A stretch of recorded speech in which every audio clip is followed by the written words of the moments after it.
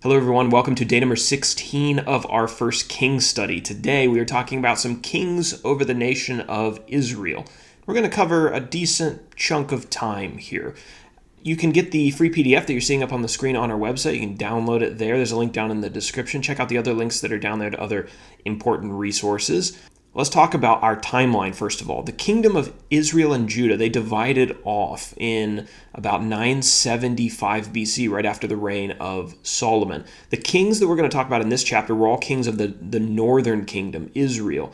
Covers quite a bit of time here from approximately 960 BC to 880 BC. Now let's talk about those kings in our character section. First we have Baasha, who we talked about in the last chapter. He's the third king over Israel after the nation divided. And then Elah, he was the king of Israel after Baasha. Zimri, he killed Elah to become king.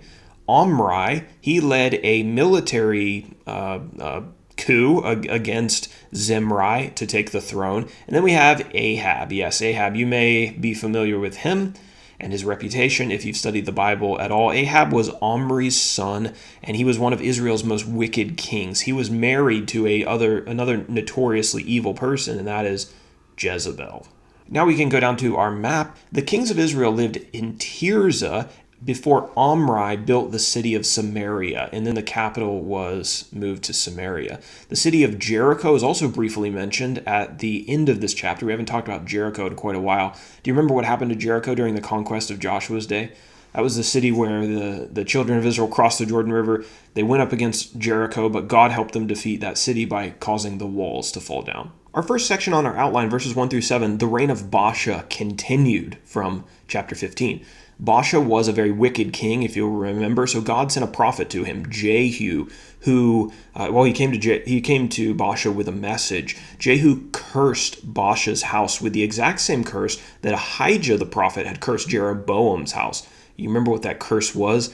Baasha's relatives who died in the city were going to be eaten by dogs. His relatives who died in the field, in the country, were going to be eaten by birds. And God promised that he was going to totally destroy Baasha's household. We'll see that in a couple minutes. Baasha later died, and he was buried in Tirzah. He reigned over Israel for 24 years, according to chapter 15, verse 33. Now the next king in the next section, Elah, reigns in Israel, verses 8 through 14. Elah was the son of Baasha. He reigned over Israel for just 2 years. Like his father, he was very evil. He made God very angry by promoting idol worship, and he was assassinated by a guy named Zimri.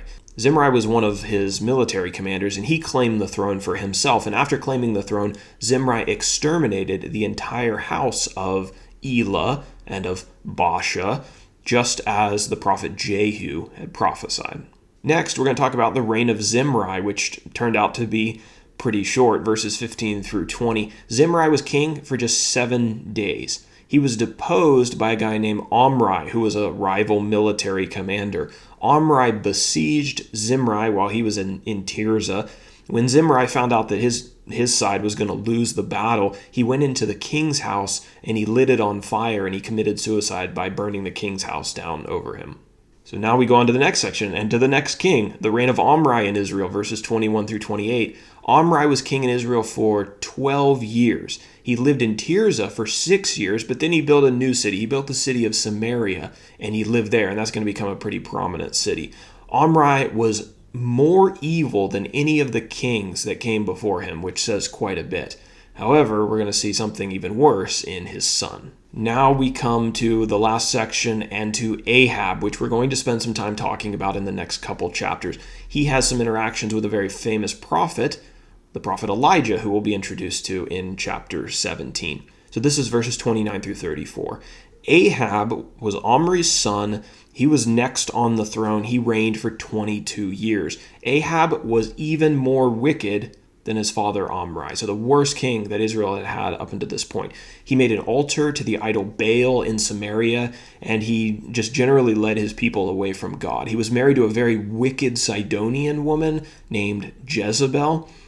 We're also told that in Ahab's time, a man rebuilt the city of Jericho. It hadn't been rebuilt since it had been destroyed by the Israelites. This endeavor ended up costing him his oldest son and his youngest son. Both of them died. The reason for that was because God put a curse on the city of Jericho, that whoever rebuilt it would be punished. You can read about that curse in Joshua chapter 6, verse 26.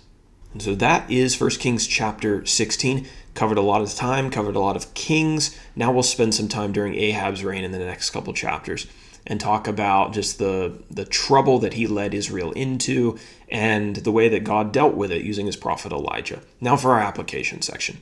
The nation of Israel is a case study in human failure and in sin. And this is important to observe when you're trying to understand and read the biblical story and to understand what the Bible is all about.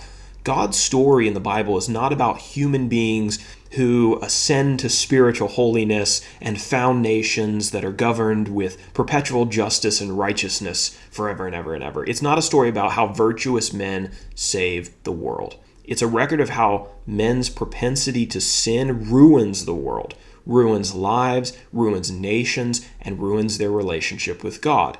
So this is why Jesus is so necessary. The Old Testament is leading up to Jesus. This, sections like this show us the world without God. You abandon God, you leave God. This is what the world turns into. The Old Testament leading us, it's building the case for why a Savior is so needed. This is why Jesus is so necessary to the Bible story. Jesus is the Savior from sin. He's the King that we need to govern us in place of Omri and Ahab. And he's also the only one who can restore our relationship with God. So that's why we've got to talk about all these rotten kings, is to build the case for Jesus, the best king who's coming down the line.